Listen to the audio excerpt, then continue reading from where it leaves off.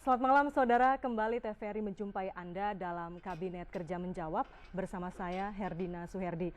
Malam hari ini kami mengangkat tema mengenai kebijakan nasional bidang politik hukum dan keamanan, terutama jika kita kaitkan dengan Konferensi Asia Afrika, di mana saat ini Indonesia tengah menjadi tuan rumah perhelatan peringatan 60 tahun Konferensi Asia Afrika.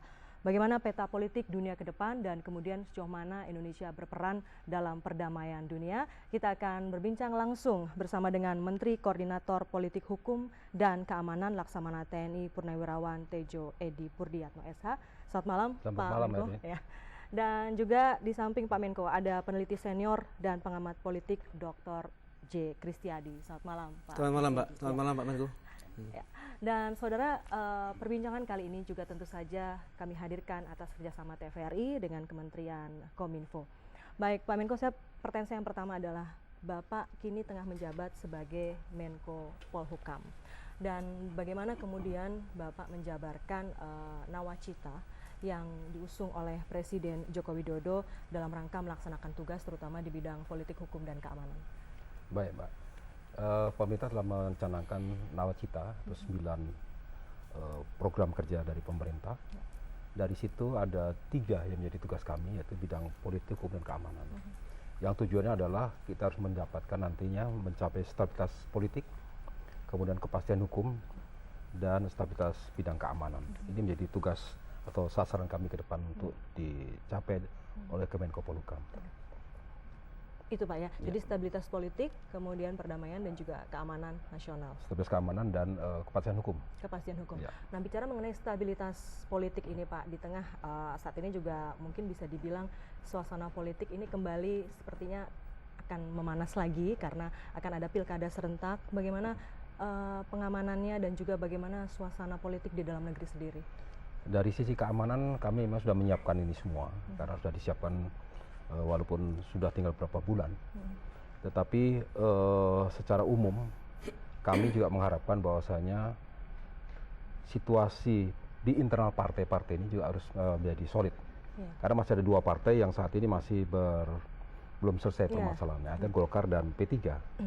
Nah, untuk itu kami mengharapkan bahwasanya dari internal partai bisa menyelesaikan masalah ini, sehingga jadi semua partai bisa ikut dalam pilkada di 2015 akhir yang akan datang ini. Iya Pak. Nah, kalau kemudian kita kaitkan dengan Konferensi Asia Afrika, tentu banyak agenda yang diusung dan ini dimanfaatkan oleh pemerintah Indonesia untuk menjadi momentum agar peran Indonesia di dunia internasional ini semakin besar lagi Pak. Di bidang Polhukam, apa kemudian target-target yang ingin dicapai Pak? Dari politik luar negeri kita mencanangkan adanya program diplomasi. Diplomasi. Kemudian kita atau Indonesia harus turut serta di dalam perdamaian dunia. Ya, walaupun kita tidak terlibat di dalam beberapa konflik yang terjadi, contoh di Laut Cina Selatan, tetapi Indonesia harus bisa atau harus juga ikut serta di dalam membuat situasi tenang di sana. Karena bagaimanapun dampak dari situasi yang tidak aman ini akan berdampak kepada Indonesia tentunya. Ya, kemudian menjaga stabilitas kawasan ini penting sekali, dan juga dengan dicanangkannya visi maritim dari Presiden Jokowi ini, Indonesia harus bisa menjamin keamanan di laut Indonesia tentunya.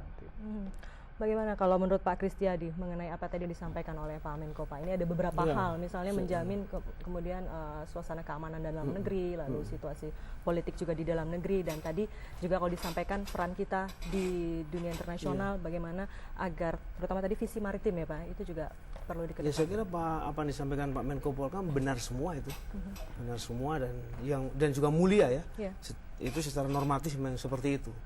Tetapi memang tugas yang sangat berat pemerintahan sekarang ini, terutama Pak Menko Polhukam, itu memang luar biasa. Tantangannya sebetulnya apa Wah, Pak? besar sekali kan, tantangannya. Misalnya ada misalnya sekarang ngomong politik dulu, ngomong politik. Ya, baik. Politik tentu kita bisa menilai 6 bulan terakhir ini. Ya. 6 bulan terakhir ini masih mencari bentuk seperti apa sih kepemimpinan Pak Jokowi, seperti apa ini? Kepemimpinan yang begitu banyak kepentingan yang mengerubung dirinya, dikepung oleh kepentingan seperti itu. Ya, apalagi Pak Jokowi juga tidak mempunyai kekuatan yang basis politik yang cukup kuat, yang bisa diandalkannya sendiri, kecuali tergantung pada partai-partai mendukung. Ya, kesulitan pertama adalah bagaimana sebetulnya partai-partai pendukung juga bisa lebih solid, ya, dalam arti kata yang konkret meninggalkan kepentingan-kepentingan subjektif partai menjadi kepentingan yang lebih besar. Ya. Artinya apa? Partai-partai harus sudah sepakat bahwa saya memilih Jokowi akan mewakafkan Jokowi untuk kepentingan rakyat. Jokowi hanya tunduk kepada konstitusi dan kepada rakyat. Itu saja. Nah, itu saya kira yang tidak mudah itu, ya. Kalau itu bisa begitu, baru ada agenda berikutnya yang penting sekali. Tadi sudah disebut oleh Pak Menko sangat tepat sekali, stabilitas politik. Nah, tetapi yang juga lebih konkret yang Pak Menko hadapi adalah sebenarnya bagaimana bisa dalam politik itu mengkoordinasikan pemerintahan ini supaya menjadi efektif. Ya, terus pemerintahan yang efektif dan dikontrol rakyat itulah yang sekarang ini menjadi tugas utama Pak Menko Polhukam. Lalu menurut Pak Kristiadi sejauh ini apakah koordinasi itu sudah berjalan dengan baik mengingat situasi yang dihadapi oleh Presiden sendiri juga cukup sulit? Sekarang yang dikoordinasi saja belum jelas bentuknya. Misalnya kalau kementerian yang baru itu baru dibentuk ini sekarang ini, ya, dalam proses mudah sangat tidak mudah. Kenapa? Karena mengatur nomenklatur, mengatur fungsi dan lain sebagainya. Belum lagi kalau departemen itu sudah dikangkangi oleh orang-orang yang memang untuk kementerian yang korupsi baru dan sebagainya. Ya. Itu tidak mudah. Tapi kalau untuk Polhukam sendiri kan juga bukan kementerian yang baru gitu Pak. Jadi koordinasinya tapi kan mengkoordinir, mengkoordinir kementerian-kementerian yang baru. Ini baru dari segi pemerintahan. Ya. Juga dari segi misalnya di politik ini bisa selesai kalau ada regulasi yang jelas. Regulasi yang jelas itu kalau dimulai dengan niat para legislator untuk membuat undang-undang yang jelas. Tapi kalau legislator macam sekarang ini sudah 2 kali sidang, nggak menghasilkan apa-apa, ya, yang jelas sama hanya apa? Rebutan kursi. Itu yang sangat memalukan. Ya. Itu bagaimana sekarang juga tugas yang secara tugas menjadi pembantu presiden di bidang koordinasi politik, hukum dan keamanan sudah berat. Belum lagi menghadapi legislator-legislator yang tidak membuat regulasi yang lebih jelas lagi. Ya. Kecuali apa yang menjadi kepentingan mereka berkelahi melulu yang kemudian tidak ada hasilnya sama sekali sekarang ini. Ya. Dan banyak orang mengatakan DPR sekarang ini untuk lebih baik daripada DPR yang lalu, yang kurang baik pun tidak mudah sekarang ini. Itu baru di bidang misalnya politik. Politik hukum apa? Benar sekali kepastian hukum. Tapi kepastian hukum yang jelas harus juga memang harus mendidik penegak hukum yang benar. Ya enggak? Penegak hukum yang benar itu artinya apa? Artinya mendidik yang memang mempunyai sensitivitas terhadap keadilan. Ya, satu itu. Tapi yang kedua yang tidak kalah pentingnya adalah bagaimana kesepakatan negara ini, pemerintah dan DPR, membuat politik perundang-undangan yang jelas. Apa sih politik perundang-undangan? Artinya misalnya politik negara mengenai maritim seperti apa? Politik negara mengenai pertanian seperti apa? Harus jelas dulu. Sekarang nggak jelas semua itu. Ya, bahkan itu? Politik pendidikan tidak jelas sekarang ini. Ya. Karena apa? Karena tidak membangun orang. Cuma membangun orang-orang pintar tapi tidak membangun orang yang berkarakter. Ya. Jadi dalam hukum sendiri sama dengan di politik, yang diperlukan adalah bagaimana mendorong orang-orang elit, legislator terutama, mempunyai niat dulu. Niat yang benar dulu. Niat yang benar itu di mana tercermin di dalam prolegnas. Prolegnas benar kayak ini, undang-undang ini. Bahwa satu undang-undang misalnya mengenai soal apa masalah-masalahnya berdekatan dengan kepastian hukum, ada berapa undang-undang yang dijadikan satu pemikiran yang luas, sama juga keamanan. Politik negara mengenai keamanan apa? Sampai sekarang belum ketemu. Meskipun sudah jelas apa itu ancaman dan sebagainya. Karena namanya keamanan yang dipikul oleh Menko Polhukam itu keamanan dalam arti luas, keamanan nasional.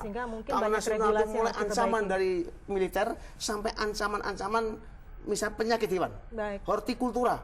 Bagaimana buah-buah itu bisa tidak mengancam apa itu nyawa dan kesehatan bangsa ini. Baik, mungkin Pak Menko bisa menanggapi langsung Pak dengan sekian banyak tantangan yang dihadapi gitu, jangan sampai kemudian nanti ketidakjelasan itu benar-benar terjadi ya. Semoga itu memang bukan yang kita harapkan kan. Yang dalam waktu dekat ini begini, di parlemen sendiri itu masih ada kubu-kubu di sana.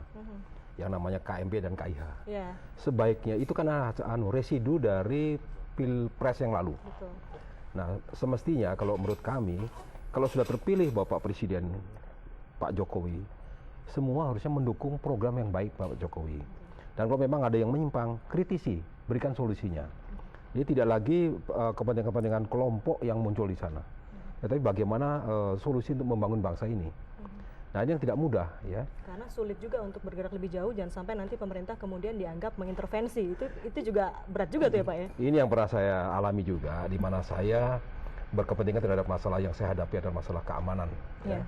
Tetapi kalau saya sudah men-touch partai politik, soalnya saya ini intervensi. Nah, untuk itu kami agak berhati-hati juga dalam masalah ini. Tetapi saya mengadakan pendekatan langsung kepada ketua-ketua partainya, semuanya, tidak hanya dari ini saya hebat, tetapi dari KMP juga. Saya ke Pak Prabowo, ke Pak Ica, ke Pak yang lain ya. Jadi itu juga kami datang ke PKS dan sebagainya untuk kita mengajak bersama lah. Bagaimana kita bersama membangun bangsa ini ke depan. Jangan lagi kita berpikir untuk kepentingan kelompok-kelompoknya.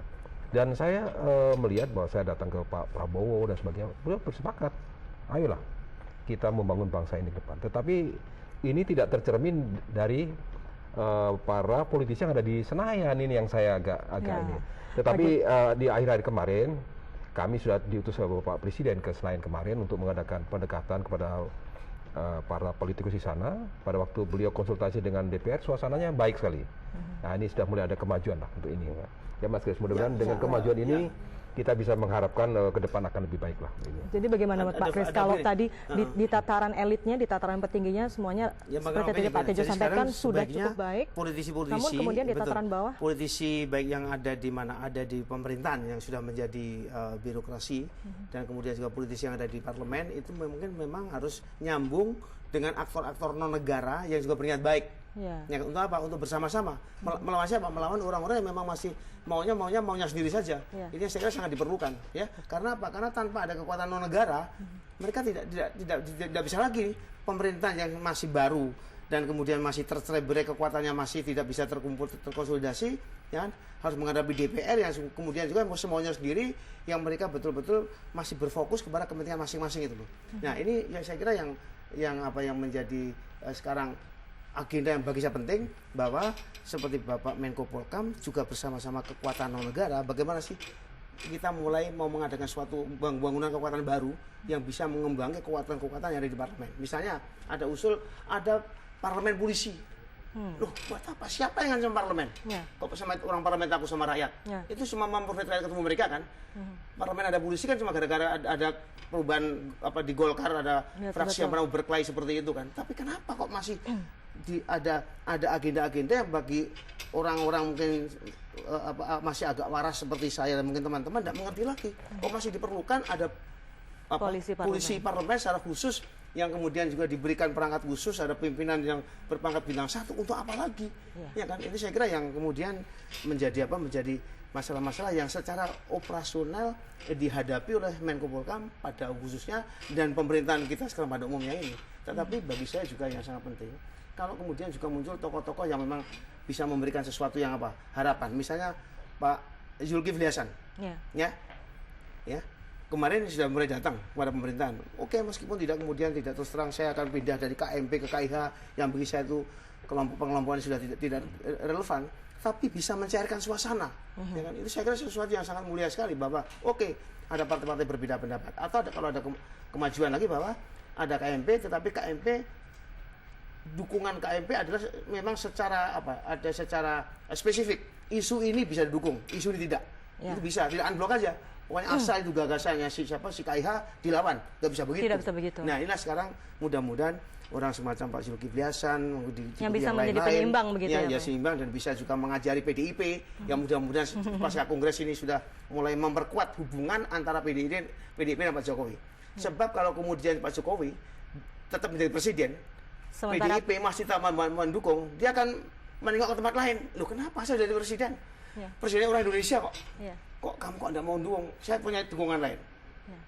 Pertanyaannya adalah, seharusnya peran partai pendukung itu lebih besar ya Pak, dukungan Pak legitimasi politik, meskipun Pak Jokowi itu didukung oleh mungkin KIH, tetapi tidak nyaman karena diganggu dan minta dukungan lain, bagi saya masih mungkin legitimasi. Sejauh apa? Sejauh kebijakan Pak Jokowi memihak rakyat. Jadi kalau sesuai dengan petunjuk Ibu Mega yang mengatakan bahwa presiden harus hanya taat kepada konstitusi dan kepada rakyat.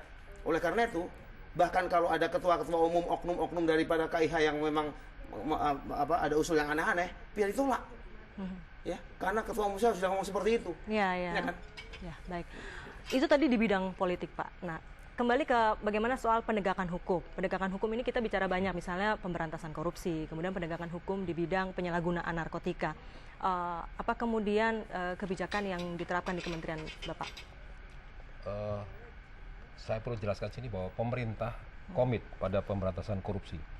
Ya, ini jadi kemarin pada waktu terjadi gonjang-ganjing antara KPK dan Polri, ya ini beliau sudah mengeluarkan Perpu untuk mengganti beberapa komisioner dari KPK. Betul. Artinya jangan sampai KPK ini kosong.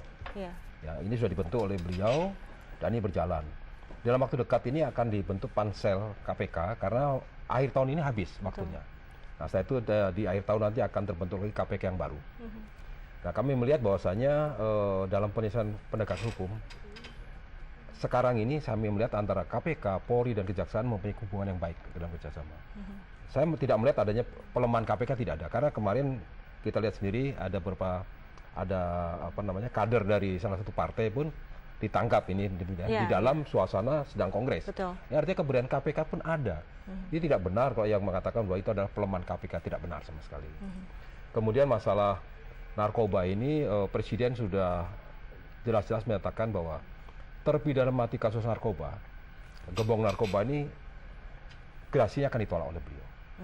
Kita bisa bayangkan Mbak Irina ya, setiap hari itu dalam hitungan-hitungannya itu ada sekitar 35-40 orang meninggal karena narkoba. Kemudian akhir 2014 kemarin kita survei ada 4 juta orang yang sudah ketergantungan narkoba dan 1,2 juta sudah tidak bisa diperbaiki. Ya, sedangkan kita melihat saja dengan hukuman mati saja masih ada narkoba yang masuk ke Indonesia. Ya, kemarin diterangkap 862 kg sabu kelas 1. Itu artinya kalau itu sempat lolos ke masyarakat, 4 juta lagi orang tergantung dengan narkoba. Makanya kita tidak boleh bermain-main dengan narkoba ini. Nah, kita akan tegas menyatakan bahwa kasus narkoba ini proses hukum dilakukan dengan menolak gerasinya. Baik. Kalau Pak Kristiadi melihat bahwa tadi pesan yang disampaikan kita tidak main-main dengan narkoba ini, apakah itu sudah tercermin Pak dalam langkah-langkah atau kebijakan yang diambil oleh pemerintah, termasuk juga tadi mengenai pemberantasan korupsi? Tentu itu tentu saya setuju sekali dan saya percaya. Tetapi sebetulnya untuk mengatasi narkoba itu memang perlu kerja yang sangat keras dan niat yang sangat keras. Dan keberanian ya Pak? Karena apa? Karena godaan orang yang sudah kecanduan narkoba itu sangat sulit untuk disembuhkan, ya kan? Dan godaan narkoba itu luar biasa. Kita contoh aja begini, narkoba ini menurut saya hanya bisa dimitigasi, dihapus sama sekali tidak selama orang masih senang kenikmatan. Terus bisa dimitigasi dengan pendidikan dulu. Pendidikan penting sekali. Pendidikan anak-anak mulai muda, taman kanak-kanak supaya ngerti lah dengan contoh konkret, tidak dengan pidato ya, bahwa bahaya itu seperti itu diilustrasikan jelas. Kemudian juga sistem, gitu. Sistem memang sistem peradilan yang memang bisa menghasilkan penegak hukum yang ada integriti. Itu sudah mulai terlihat belum Pak sistem peradilannya saat ini? Kalau kita melihat beberapa gembong narkoba misalnya sudah mulai banyak dikenakan hukuman mati. Itu begini, jadi itu dulu bisa apa tidak? Dan menurut saya ini kita juga masih tertatih-tatih melakukan seperti itu. Karena bahaya narkoba, begini, narkoba contoh negara lain, katakan Kolombia, itu betul-betul bisa menjadi dalang dari itu namanya politisi, itu namanya pemerintah, birokrasi bisa dikendalikan oleh gembong narkoba itu. Ya kan? Itu yang bisa terjadi seperti itu. Dan saya kira Italia pun pada tingkat tertentu pernah mengalami seperti itu. Nah, ini yang kita harus lebih waspada lagi bahwa kalau sudah sedemikian besar mafia narkoba, ya, yang kita juga belum tahu seberapa besarnya di Indonesia ini, dan kemudian juga bisa mengongkosi ongkos rekrutmen politik untuk jabatan-jabatan di negeri ini, artinya apa? Artinya betul-betul negara ini sudah dikendalikan oleh kekuatan-kekuatan yang tidak bisa disentuh lagi. Kekhawatiran itu tidak mengada-ada. Karena apa? Karena persoalan rekrutmen politik di Indonesia ini tidak bisa dikontrol duitnya dari mana. Dari mana duitnya? Partai A, Partai B, Partai C. Ada duit terus, tawar-menawar soal presiden bisa triliun, itu dibuka semua orang tahu semua, ya kan? Dan tidak pernah dibantah oleh partai-partai yang bersangkutan. Itu artinya apa? Bahaya seperti itu. Bahaya seperti itu, politik hanya menjadi medan bagaimana bertarung mendapatkan uang sebanyak-banyaknya. Dan uang sebanyak-banyaknya itu dengan mudah bisa dilakukan dengan kartel-kartel narkoba seperti itu. Jadi harus diwaspadai juga ya Pak ya? Tidak bahwa itu alirannya bisa marah dengan diri kita sendiri bagaimana mengatasi itu. Misalnya kemarahan yang bijak lah. Bagaimana sih kalau mengatasi? Tidak bisa dihapus, tapi mitigasi. Tapi kan kelihatannya pemerintah saat ini memang sudah kelihatan marah nih Pak. Apa itu? Pemerintah saat ini memang sudah kelihatan marah sepertinya Loh, dengan sekarang marah narkoba. tidak ngamuk, tapi marah dengan kebijakan. Sekarang misalnya Pak Jokowi marah, saya marah sekali, dan oleh karena itu saya akan membuat suatu undang-undang bagaimana partai didanai oleh negara. Itu saja. Jelas kebutuhan berapa? Bisa kita hitung. Sensus kita menunjukkan kebutuhan partai-partai itu setiap bulan antara 1.000, 1 juta sampai 10 juta. Itu 80% pimpinan daerah tingkat kabupaten kota seperti itu. Itu bisa kita kalkulasi, kita permutasi dan sebagainya, bisa jelas seperti itu. Oke, sekarang ini 1% dari 2.000 triliun anggaran ke depan nanti itu 2.000 triliun. 1% untuk 10 partai itu sudah cukup. Tetapi dengan aturan yang sangat jelas. Kalau melanggar, kamu partai bisa bubar, tidak ikut pemilu dan sebagainya. Itu baru bisa dikurangi. Mitigasi uang yang banyak yang mungkin dari narkoba itu sudah bisa dikurangi dengan adanya kejelasan bahwa partai-partai sudah tidak usah ribut punya duitnya seperti ini, tapi tak awasi dengan jelas, rakyat juga mengawasi. Sehingga apa Mbak? Kalau Pak misalnya, mohon maaf kalau Pak Menko jadi ketua partai, Mbak juga saya juga ngerti semua duitnya. Oh Mbak di situ duitnya. Jelas gitu. Yang lain bisa itu diusut nanti dari mana duitmu. Nah ini baru bisa memitigasi. Itu dulu Pak Jokowi sekarang ini sekeliling ke Indonesia mengatakan negara ini selamat dari bencana semua saja. Dimulai dulu dari situ. Benang kusut dimulai dari bahwa orang-orang yang mempunyai jabatan publik, orang-orang yang akan memutuskan kebijakan yang berlaku bagi masyarakat, sudah bisa membebaskan diri dari gelimang politik uang yang tidak terbatas dan tidak pernah tahu sumbernya dari mana. Baik, dari sisi pemerintah Pak, bagaimana kemudian kalau ada usulan seperti ini apakah juga bisa dilakukan? Dan kalau tadi mengenai pemberantasan korupsi misalnya, Bapak mengatakan tidak ada juga pelemahan terhadap KPK dan mungkin juga saat ini Polri memiliki pimpinan baru dan kemungkinan diharapkan banyak orang bisa bersinergi dengan lembaga-lembaga lainnya. Baik, jadi memang sudah kesepakatan dari pimpinan KPK, Polri dan Kejaksaan itu untuk menyelesaikan kasus-kasus yang terjadi di Indonesia ini. Tidak hanya masalah korupsi, ya, tetapi masalah narkoba, kemudian masalah penyelesaian pelanggaran HAM dan sebagainya itu akan kita selesaikan dengan sebaik-baiknya. Tadi sore saya baru saja bertemu dengan pemerintah dan Komnas HAM. Ya. Kita akan menyelesaikan bagaimana pelanggaran HAM masa lalu bisa diselesaikan dengan sebaik-baiknya. Ini banyak orang yang tadinya memang pesimis apa iya seperti itu, apa tidak ada tebang pilih dan sebagainya. Kita yakinkan bahwa semua korban tidak kita pandang pilih, tebang pilih tidak. Kita melihat dari sisi kemanusiaan lah ya. Kita tidak melihat ideologinya. Ya, ideologi jelas bahwa komunis ya waktu tahun 65 itu komunis dilarang. Pasti sudah jelas. Tetapi sisi kemanusiaannya lah yang kita lihat di sana. Nah, ini sudah ada politik dari presiden untuk bagaimana beberapa kasus pelanggaran HAM ini bisa diselesaikan dengan sebaik-baiknya. Ini satu tekad dari pemerintah ya untuk masalah hukum ini bisa diselesaikan dengan sebaik-baiknya. Baik, Pak. Namun kalau kita bicara mengenai keamanan di nasional, Pak, keamanan nasional, apa kemudian yang menjadi prioritas dari pemerintah terkait dengan keamanan nasional ini? Secara nasional memang kita melihat bahwasanya keamanan sekarang pada posisi yang cukup baik. Ya, ini harus kita pertahankan.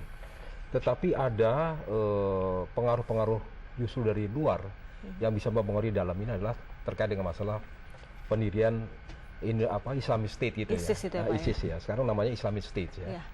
Itu. Jadi pengaruh itu bisa masuk lewat media sosial ya, melalui sekolah dan sebagainya. Ini yang kita antisipasi. Jadi untuk itu kami juga menghendaki bahwa semua unsur atau rakyat ini juga bisa mendukung ini semua.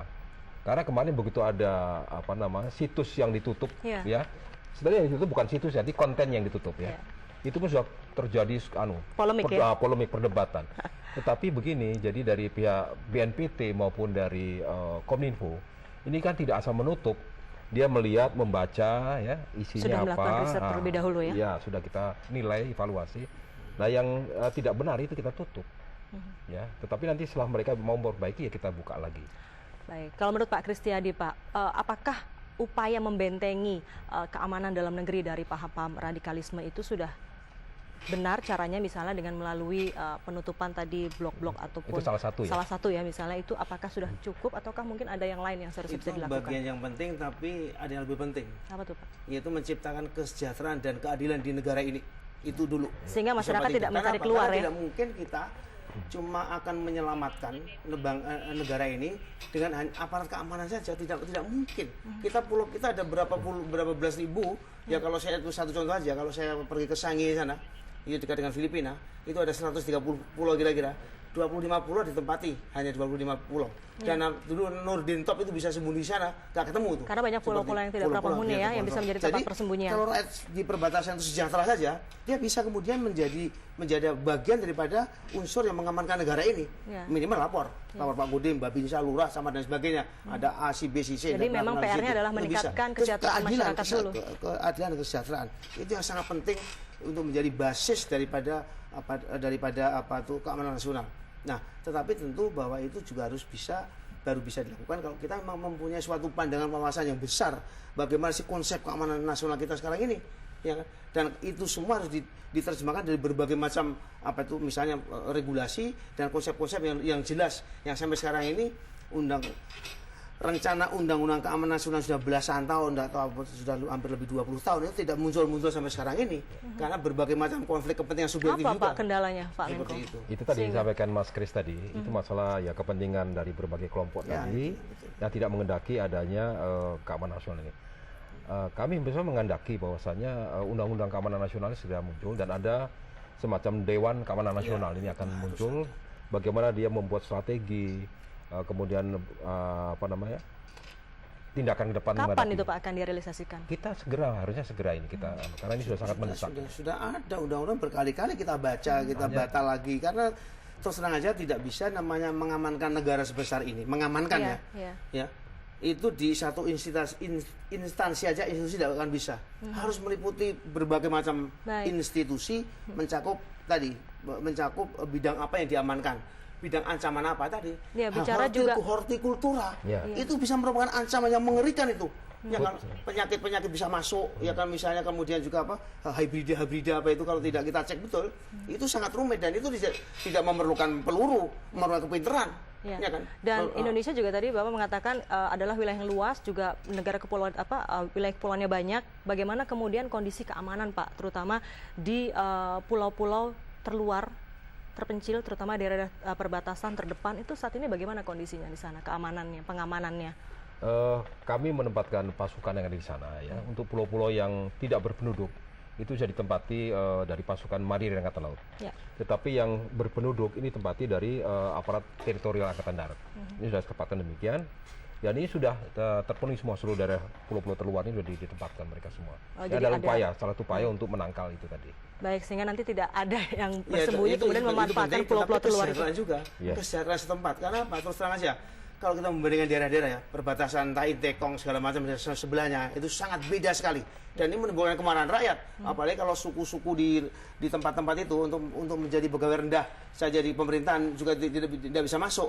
Itu menjadi dendam juga. Loh, ini wilayah kita kok kenapa kok isinya cuma orang Jawa, orang Batak, orang Manado dan sebagainya. Supaya keadilan itu bisa dirasakan di sana ya Pak. Tapi ini sudah lama sekali. Kenapa? Kalau kita ke perbatasan. Ya, baik, nanti kita harus tunda dulu nih Pak. Nanti kita harus sambung kembali. Terutama kita ingin kaitkan juga bagaimana nanti Konvensi Asia Afrika ini bisa membawa manfaat lebih, terutama bagi masyarakat Indonesia. Dan kita akan sambung lagi setelah jeda berikut. Saudara, kami akan kembali usai info terkini dan juga jeda pariwara berikut ini.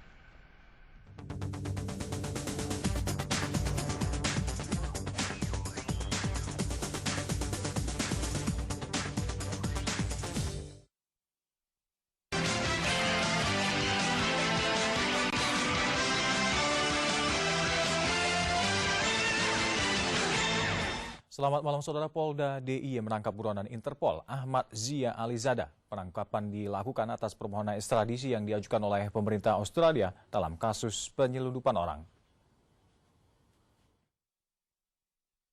Ahmad Zia Alizada, warga negara Afghanistan, ditangkap Direktorat Reserse Kriminal Umum Polda Daerah Istimewa Yogyakarta saat ia baru saja menghirup udara bebas dari lapas Gunung Kidul. Ahmad Zia Alizada sebelumnya ditahan akibat kasus penyelundupan manusia melalui pantai di Gunung Kidul tahun 2013 lalu. Wadir Reskrimum Polda DIY AKBP Juhandani mengatakan Ahmad Zia merupakan salah satu buronan Interpol terkait kasus people smuggling atau penyelundupan manusia. Penangkapan Penangkapan dilakukan atas permohonan ekstradisi pemerintah Australia melalui Kementerian Hukum dan HAM. Tersangka diduga berperan membiayai dan memfasilitasi orang-orang yang akan mencari suaka ke Australia. Jadi pada intinya Polda DIY menyidik terhadap kepastian tentang apakah benar orang ini adalah yang dimaksud dalam ekstradisi. Makanya harus dibuktikan, kemudian proses persidangannya pun nanti akan disampaikan bahwa persidangannya hanya untuk menyampaikan bahwa ini layak diekstradisi atau tidak. Kepolisian melanjutkan proses penyidikan terhadap Ahmad Zia. Ahmad Zia akan diekstradisi ke Australia jika pemberkasan selesai dilakukan. Tri Hartanto, Agung Hanggara melaporkan dari Yogyakarta. Demikian Indonesia Terkini kali ini. Sampai jumpa.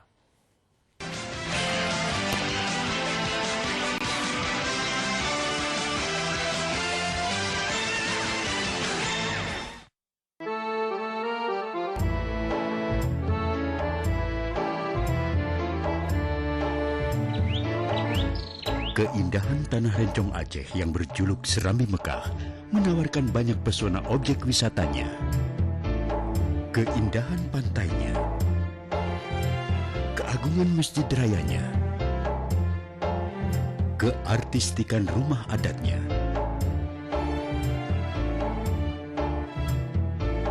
tari-tarian yang sudah mendunia, Museum Tsunami,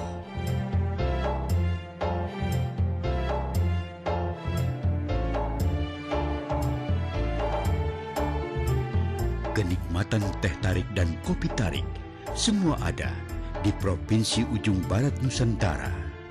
Kenali keindahan tiap jengkal tanah Pertiwi. 4,2 juta lebih korban narkoba.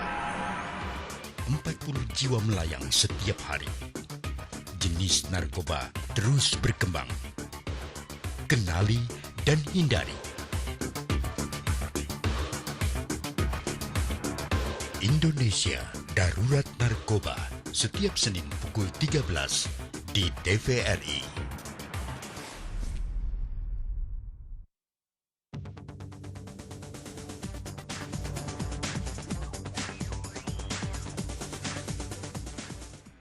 Ya, kembali bersama kami di Kabinet Kerja Menjawab, masih dengan dua orang narasumber kami, yaitu Menko Polhukam, Bapak Laksamana TNI Purnawirawan Tejo Edi Purdiyatno, dan juga peneliti senior J. Kristiadi.